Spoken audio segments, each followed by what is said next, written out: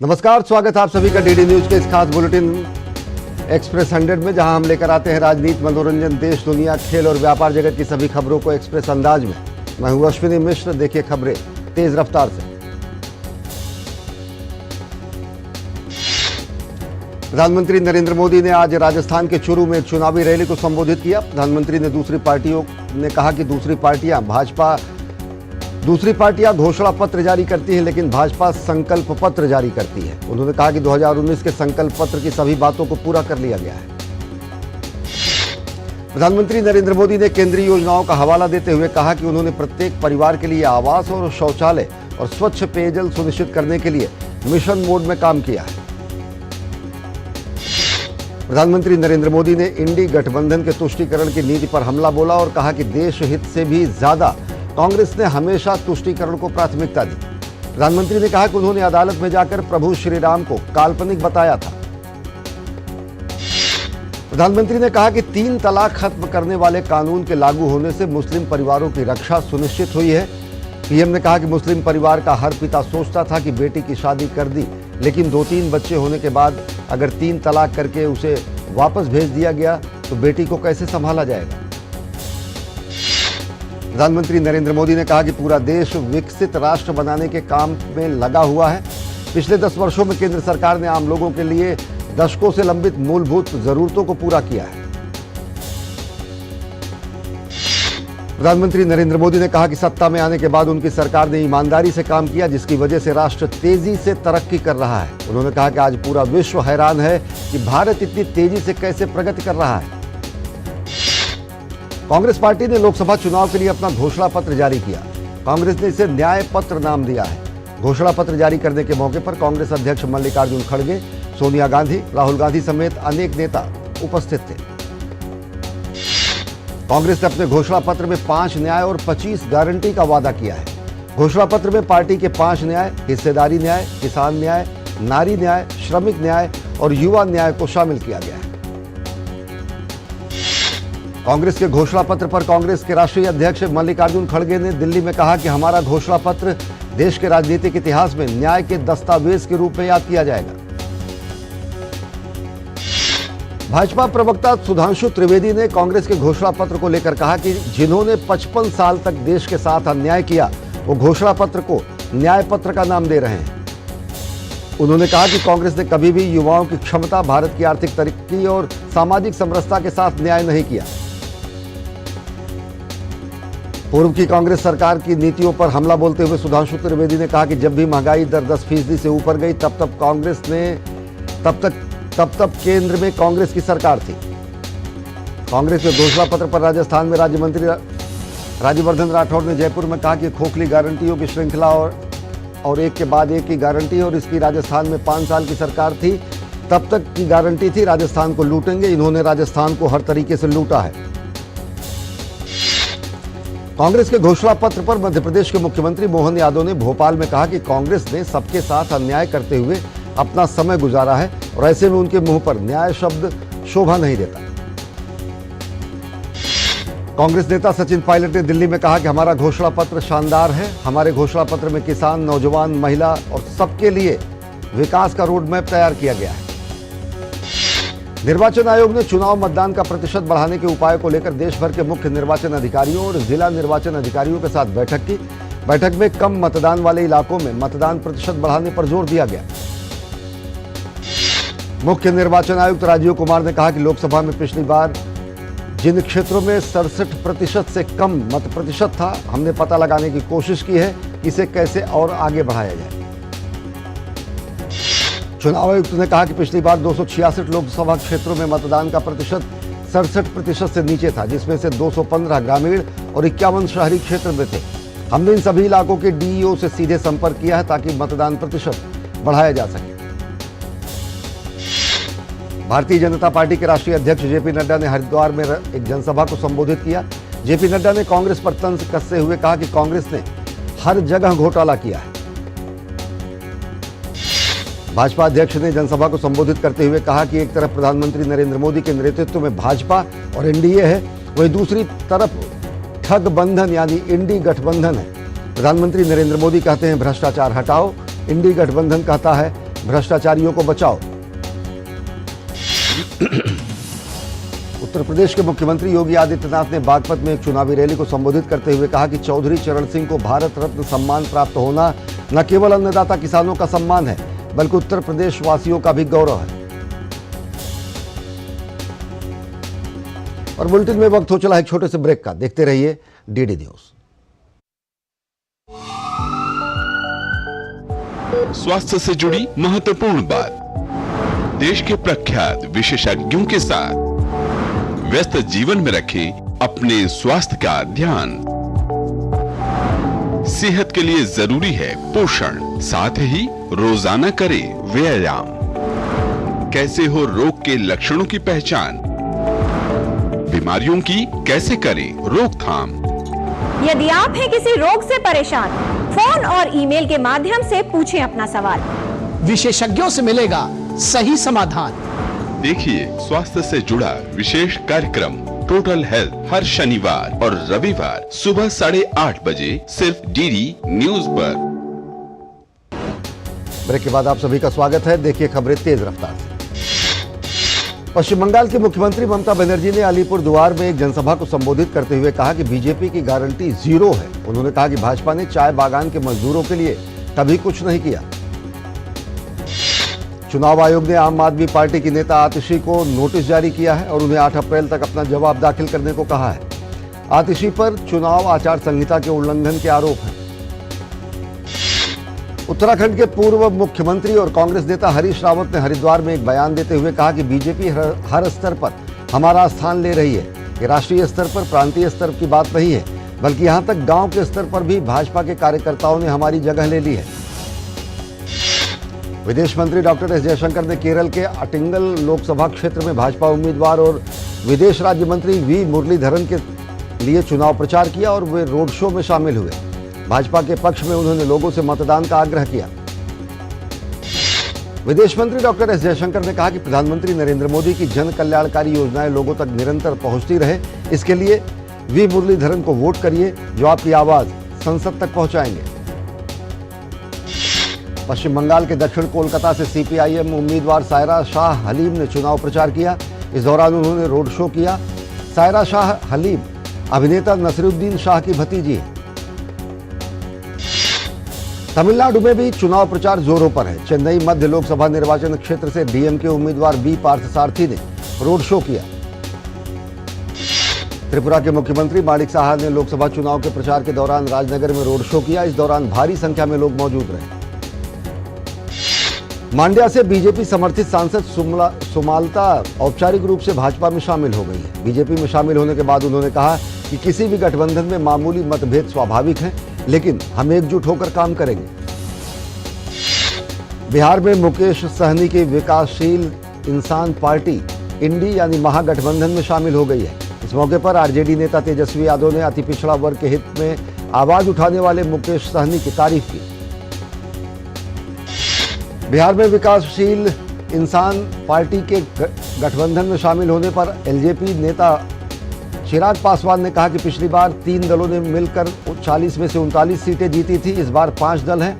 हम बिहार की 40 सीटें जीतेंगे। लोकसभा चुनाव के लिए राजस्थान में होम वोटिंग की शुरुआत हो चुकी है। इसके तहत झुंझुनू जिले में मतदान हुआ। सबसे पहले झुंझुनू के वार्ड नंबर 28 में 92 वर्षीय उल्फत बानो ने वोट डाला, जबकि दूसरा वोट 98 साल की शायरा देवी ने डाला। भारतीय रिजर्व बैंक ने अपनी द्विमासिक मौद्रिक नीति में एक बार फिर से रेपो रेट को स्थिर रखने का फैसला किया है।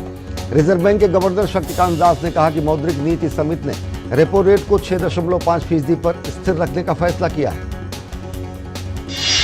आरबीआई गवर्नर शक्तिकांत दास ने कहा कि वित्त वर्ष 2024-25 में जीडीपी 7% रहने का अनुमान है। पहली तिमाही में 7.1% थी, दूसरी तिमाही में 6.9% और तीसरी चौथी तिमाही में ये 7% रह सकती है। प्रसिद्ध अर्थशास्त्री और प्रधानमंत्री की आर्थिक सलाहकार परिषद के सदस्य संजीव सान्याल ने मौद्रिक नीति समिति के निर्णयों का स्वागत किया है। संजीव सान्याल ने कहा कि साल 2024-25 के लिए 7% विकास दर अनुमान से बेहद अच्छा है।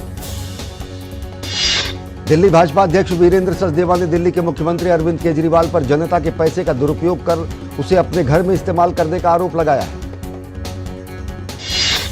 आम आदमी पार्टी नेता संजय सिंह ने कहा कि दिल्ली के मुख्यमंत्री अरविंद केजरीवाल के खिलाफ कुचक्र रचकर और दुर्भावनापूर्ण तरीके से उन्हें गिरफ्तार किया गया। दिल्ली के पूर्व उप मुख्यमंत्री और आम आदमी पार्टी नेता मनीष सिसोदिया ने जेल से चिट्ठी लिखी है, जिस पर भाजपा नेता मनजिंदर सिंह सिरसा ने मनीष सिसोदिया पर हमला बोलते हुए कहा कि उन्हें लोगों ने शिक्षा मंत्री बनाया था, लेकिन वे शराब मंत्री बनना चाहते थे। भाजपा नेता मनोज तिवारी ने कहा कि अरविंद केजरीवाल दिल्ली शराब घोटाले के किंग पिन हैं।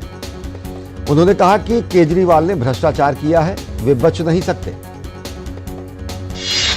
ईडी ने केजरीवाल की उस याचिका का विरोध किया है जिसमें केजरीवाल ने हफ्ते में 5 बार वकीलों से मुलाकात की इजाजत मांगी है। ईडी का कहना है कि अगर मुलाकातों की संख्या को बढ़ाया जाता है तो केजरीवाल इसका गलत इस्तेमाल कर सकते हैं। जेल से जमानत पर छूटे आम आदमी पार्टी के नेता संजय सिंह द्वारा किए जा रहे बयानों पर भाजपा ने कड़ी निंदा जाहिर की है। भाजपा प्रवक्ता गौरव भाटिया ने आम आदमी पार्टी के नेताओं को कट्टर बेईमान करार दिया है। उत्तर प्रदेश में आगामी त्योहार और लोकसभा चुनाव के मद्देनजर सुरक्षा के पुख्ता इंतजाम किए गए हैं। इसी कड़ी में मुरादाबाद में पुलिस ने और अर्धसैनिक बलों ने फ्लैग मार्च किया।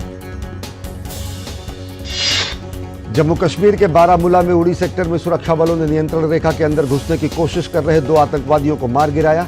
आतंकवादियों ने सेना पर फायरिंग की और जवाबी कार्रवाई में दोनों आतंकवादी मारे गए।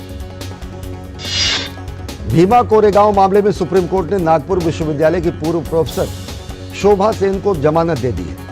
माओवादी संगठनों से कथित संबंध के लिए गैर कानूनी गतिविधि रोकथाम अधिनियम 1967 के तहत उनके खिलाफ मुकदमा दर्ज किया गया था। छत्तीसगढ़ के दक्षिण बस्तर में 2 इनामी नक्सलियों ने आत्मसमर्पण कर दिया है। दोनों नक्सलियों पर छत्तीसगढ़ शासन द्वारा 8-8 लाख रुपए इनाम घोषित किए गए थे। छत्तीसगढ़ द्वारा छत्तीसगढ़ नक्सलवाद उन्मूलन नीति और सुकमा पुलिस द्वारा चलाए जा रहे पूना नरकोम अभियान से प्रभावित होकर बड़ी संख्या में नक्सलियों द्वारा आत्मसमर्पण किया जा रहा है। छत्तीसगढ़ के रायपुर में बिजली विभाग के कार्यालय में भीषण आग लग गई। आग लगने की वजह से ट्रांसफार्मर में अचानक शॉर्ट सर्किट को बताया गया।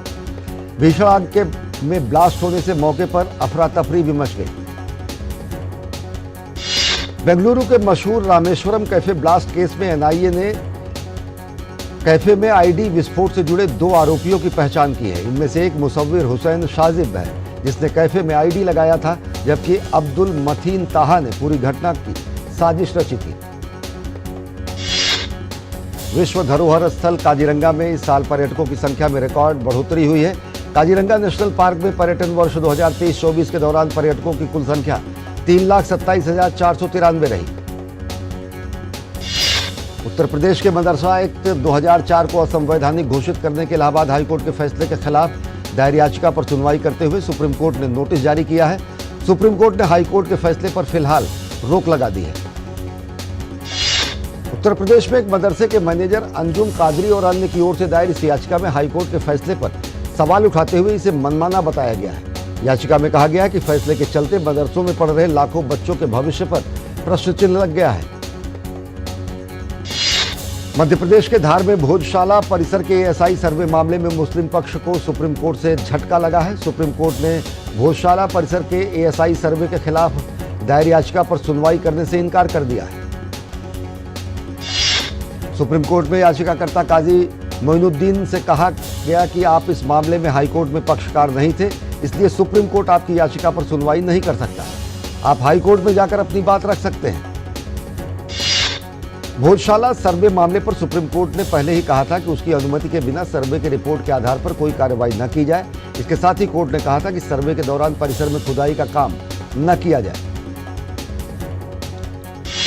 दिल्ली की राउज एवेन्यू कोर्ट ने सीबीआई को बीआरएस नेता के कविता से जेल में पूछताछ करने और बयान दर्ज करने की अनुमति दी है। कोर्ट ने कहा है कि सीबीआई पूछताछ से 1 दिन पहले जेल प्रशासन को सूचना देकर पूछताछ कर सकती है। केंद्रीय आयुर्वेद विज्ञान अनुसंधान परिषद ने 2 दिन की कार्यशाला का आयोजन किया। कार्यशाला में केंद्रीय आयुर्वेद विज्ञान अनुसंधान परिषद अगले 1 साल में क्या क्या करेगा, इसका खाका बनाया जाएगा। केंद्र सरकार ने वर्ष 2024-25 में उत्तर प्रदेश, राजस्थान और बिहार से 50 लाख टन गेहूं खरीद का लक्ष्य रखा है। यह लक्ष्य गत वर्ष इन तीनों राज्यों में हुई खरीद से 7 गुना ज्यादा है। भारत ने चालू वित्त वर्ष के दौरान मालदीव को अंडे, आलू, प्याज, चावल, गेहूं का आटा, चीनी, दाल जैसी कुछ वस्तुओं की निर्दिष्ट मात्रा के निर्यात पर प्रतिबंध को शुक्रवार को हटा दिया। विदेश व्यापार महानिदेशालय ने एक अधिसूचना में इसकी जानकारी दी। नीतिगत ब्याज दरों को स्थिर रखने के रिजर्व बैंक के फैसले से घरेलू शेयर बाजार का सूचकांक सेंसेक्स नकारात्मक वैश्विक संकेतों के बावजूद शुक्रवार को मामूली बढ़त के साथ नए शिखर पर पहुंचने में सफल रहा, जबकि निफ्टी में मामूली गिरावट दर्ज की। बीएसई का 30 शेयरों पर आधारित सूचकांक सेंसेक्स 20 अंक बढ़कर 74,248 के रिकॉर्ड स्तर पर बंद हुआ। नेशनल स्टॉक एक्सचेंज निफ्टी का सूचकांक 1 अंक की मामूली गिरावट के साथ 22,513 पर बंद हुआ। सरकार की सार्वजनिक क्षेत्र की कंपनी सतलुज जल विद्युत निगम लिमिटेड को सामाजिक क्षेत्र में उत्कृष्ट कार्य के लिए शुक्रवार को निर्माण उद्योग विकास परिषद के 15वें विश्वकर्मा पुरस्कार 2024 से सम्मानित किया गया। कोलकाता के श्यामा प्रसाद मुखर्जी बंदरगाह पर वर्ष 2023-24 के दौरान 6.64 करोड़ टन माल चढ़ाया और उतारा गया। Apollo health and life style limited के तहत स्वास्थ्य सेवा प्रदाता अपोलो स्पेक्ट्रा हॉस्पिटल और अपोलो वन ने दिल्ली के करोल बाग में अपने नए बुटीक हॉस्पिटल को लॉन्च किया है। भारतीय रिजर्व बैंक ने रिटेल डायरेक्ट स्कीम के निवेशकों के लिए सरकारी प्रतिभूतियों को खरीदने और बेचने की प्रक्रिया को बेहतर बनाने के लिए एक मोबाइल एप्लीकेशन शीघ्र ही लॉन्च करने की बात कही है। देश के विदेशी मुद्रा भंडार में लगातार छठे हफ्ते इजाफा देखने को मिला। 29 मार्च के समाप्त हुए सप्ताह में यह 2.94 अरब डॉलर बढ़कर 645.58 अरब डॉलर हो गया। ताइवान में बुधवार को आए 7.2 तीव्रता के शक्तिशाली भूकंप के बाद राहत एवं बचाव कार्य युद्धस्तर पर जारी है। 18 लोग अब भी लापता बताए जा रहे हैं। राहत एवं बचाव दल लापता लोगों की तलाश कर रहे हैं। चीन की यात्रा पर पहुंची अमेरिका की वित्त मंत्री जेनेट येलेन ने चेतावनी दी है कि अपने उद्योग के लिए बीजिंग की सब्सिडी दुनिया के लिए खतरा पैदा कर सकती है। येलेन 1 साल से कम समय में दूसरी बार चीन की यात्रा पर आई है। अमेरिका के विदेश मंत्री एंटनी ब्लिंकन ने कहा कि गाजा पर अमेरिका की नीति इस बात पर निर्भर करती है कि इजराइल फलस्तीन की मानवीय स्थिति में सुधार और निर्दोष फिलिस्तीनियों की सुरक्षा के लिए तत्काल किस तरीके से कदम उठाएगा। ब्रिटेन में भारतीय छात्रों के एक प्रमुख संगठन ने ग्रेजुएट रूट वीजा के पक्ष में फेयर वीजा फेयर चांस नाम से एक नया अभियान शुरू किया है। ग्रेजुएट रूट वीजा अंतर्राष्ट्रीय स्नातकों को उनकी डिग्री के बाद 2 साल तक के लिए ब्रिटेन में रहने और कार्य अनुभव प्राप्त करने का मौका देता है। यूक्रेन ने दावा किया है कि रूस के रोस्तोव स्थित मोरोजोवस्क एयरबेस को निशाना बनाकर किए गए ड्रोन हमले में रूस के कम से कम 20 सैनिक या तो मारे गए हैं या फिर घायल हो गए। रूस के कई क्षेत्रों में जलवायु परिवर्तन की भयावह स्थिति देखने को मिल रही है। देश भर के कई क्षेत्रों में बर्फ पिघलने से आई बाढ़ से आम जनजीवन अस्त व्यस्त हो गया है। ईरान के सैन्य बल रिवोल्यूशनरी गार्ड के कमांडर ने सीरिया में ईरानी वाणिज्य दूतावास पर हवाई हमले में शामिल लोगों के खिलाफ कार्रवाई किए जाने की चेतावनी दी है। पाकिस्तान के उच्चतम न्यायालय द्वारा पूर्व प्रधानमंत्री जुल्फिकार अली भुट्टो की सजा को गलत मुकदमे का नतीजा बताने के 1 महीने बाद उनके पोते और पूर्व विदेश मंत्री बिलावल भुट्टो ने देश में न्यायिक सुधार का आह्वान किया है। भारतीय पुरुष हॉकी टीम ऑस्ट्रेलिया के साथ 5 मैच की टेस्ट सीरीज खेलने के लिए तैयार है। सीरीज का पहला मैच शनिवार को पर्थ में खेला जाएगा।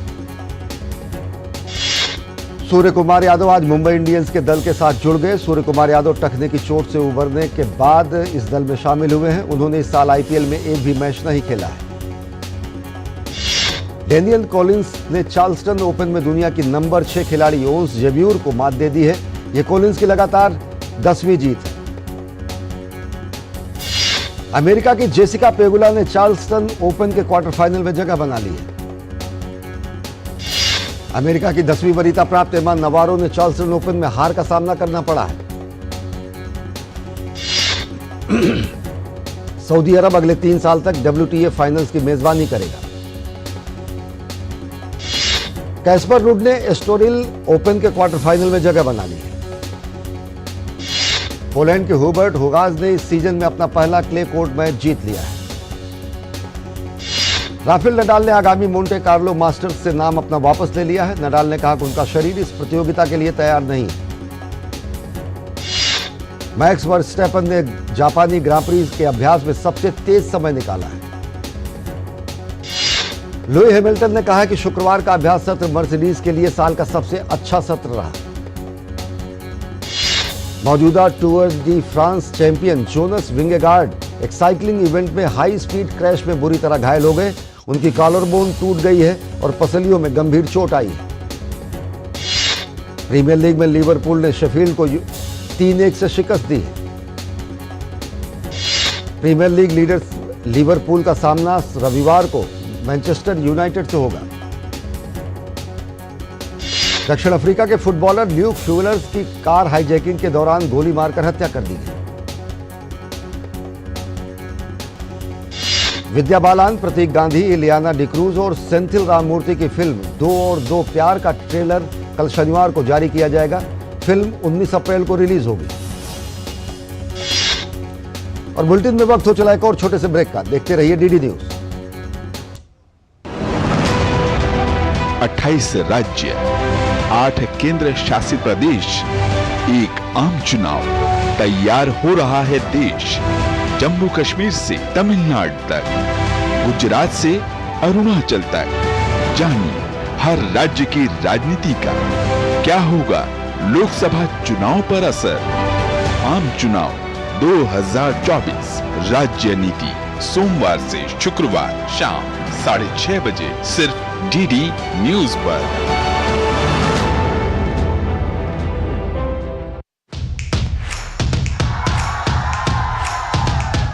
बिछ गई लोकसभा चुनाव की बिसात, बढ़ गया सियासी घमासान। केंद्र में किसकी बनेगी सरकार? क्या है राजनीतिक दलों के दावे और क्या है उनकी हकीकत? हर राज्य की चुनावी खबर और जनता के मुद्दे, होगा चुनाव से जुड़ी हर खबर का अपडेट। देश के कोने कोने में मौजूद हमारे संवाददाताओं से देखिए जनादेश हर शाम 7 बजे सिर्फ डीडी न्यूज पर। ब्रेक के बाद आप सभी का स्वागत है। देखिए खबरें तेज रफ्तार से। Tabu, Kareena Kapoor, Kriti Sanon starrer film Crew box office पर अच्छा प्रदर्शन कर रही है। फिल्म ने अब तक 45 करोड़ रुपए की कमाई कर ली है। केंद्रीय फिल्म प्रमाणन बोर्ड ने अजय देवगन की फिल्म मैदान को यूएई श्रेणी में प्रमाणित कर दिया है। सिद्धार्थ गरिमा की जोड़ी द्वारा निर्देशित पहली फिल्म दुकान सिनेमाघरों में रिलीज हो गई।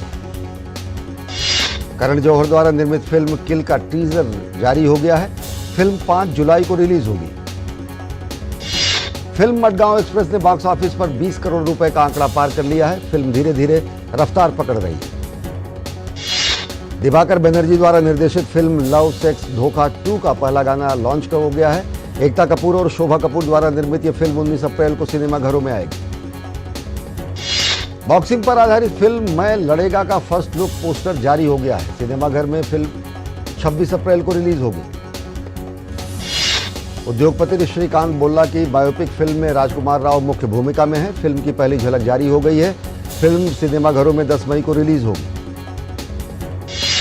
आयुष शर्मा की फिल्म रुसलान 26 अप्रैल को सिनेमाघरों में रिलीज होगी। फिल्म स्वातंत्र्य वीर सावरकर बॉक्स ऑफिस पर अच्छा प्रदर्शन कर रही है। फिल्म ने अब तक लगभग 20 करोड़ रुपए की कमाई कर ली है।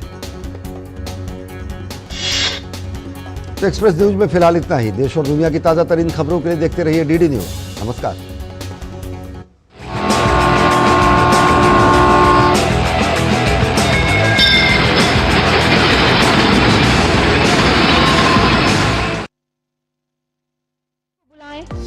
घायल व्यक्ति को तुरंत सुरक्षित तरीके से अस्पताल ले जाएं।